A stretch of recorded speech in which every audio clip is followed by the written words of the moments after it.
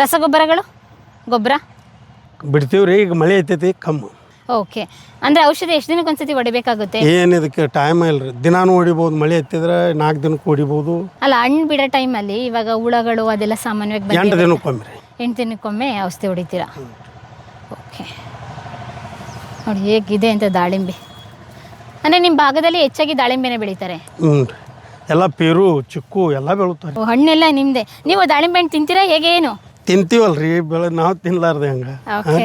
ಅಂದರೆ ಇವಾಗ ಸೀಸನಲ್ಲಿ ರೇಟ್ ಇಲ್ದಿದ್ದಾಗ ಬೇರೆದಾದರೆ ಇಟ್ಕೊಬೋದು, ಇವಾಗ ಕಾಳುಗಳಾದರೆ ಒಣಗಿಸಿ. ಅಂದರೆ ದಾಳಿಂಬೆಲೆ ಇಟ್ಕೊಳಕ್ಕಾಗಲ್ಲ, ಆಗೋದಿಲ್ಲ ರೀ. ಕೊಟ್ಬಿಡ್ಬೇಕು, ಅಂದರೆ ಕೊಳ್ತೋಗುತ್ತೆ ಅಲ್ವಾ? ತೆಗಿಯಬೇಕ್ರಿ. ಈಗ ನೋಡ್ರಿ, ಈಗ ಬಂದೈತಿ ಇದು ಫುಲ್. ಓಕೆ. ಓ, ಮಳೆ ಬೇರೆ ಹಿಡ್ದಿದೆಯಲ್ಲ ಸರ್, ಹೆಂಗೆ ಕೆಲಸದವರೆಲ್ಲ ಸಿಗ್ತಾರಾ ಇವಾಗ ಮೇಂಟೈನ್ ಮಾಡೋಕ್ಕೆ? ಸಿಗ್ತಾರೆ. ನಾವು ಮನೆಯವರು ಭಾಳ ಮಂದಿ ಇದೀವಿ ರೀ. ಅಂದರೆ ಅಣ್ಣ ತಮ್ಮದಿರೆಲ್ಲ ಒಟ್ಟಿಗೆನೇ ಮಾಡೋದು? ಎಷ್ಟು ಜನ ಅಣ್ಣ ತಮ್ಮದಿರು? 3 ಮಂದಿ. ಓಕೆ. ಮನೆಯವರೇ? ಮನೆಯವರು. ಹಂಗಾರೆ 24/7 ಕೆಲಸ.